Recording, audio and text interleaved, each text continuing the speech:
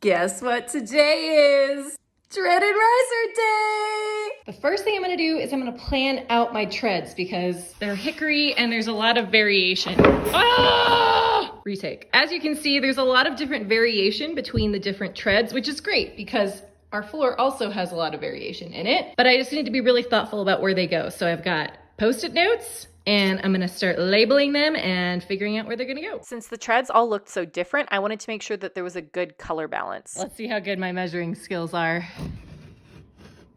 Like a glove. Now for the hard part. I need to cut this board and this board to fit the conditions that we have here. These treads were not cheap, so really hoping I don't screw this up. After much deliberation, I have decided that I do not have the balls to cut the treads yet. So I'm gonna cut the risers first and just like build up that inner confidence, and then we'll go for it. Baby steps, my friends. So far, so good. I've taken these measurements like 10 times. I'm 95% sure this is gonna be correct. Here we go, no turning back now. Say a little prayer. This fits.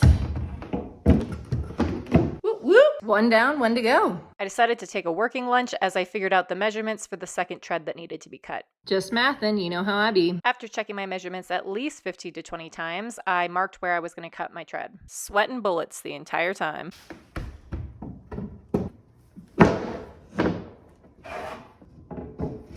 It's looking so good. I think it's time to start install. I know this is really fast and you can't really see what I'm doing, but don't worry, I'm going to break it down for you in a second. I have construction grade adhesive. It's a little bit messy, but basically what you want to do is you want to start with the risers. If you have any gaps, your stairs will squeak, so it's important to make sure you have a nice layer. And then I'm also going to go up against the wall, again to avoid any sort of squeaking. Next, I'm going to take my riser,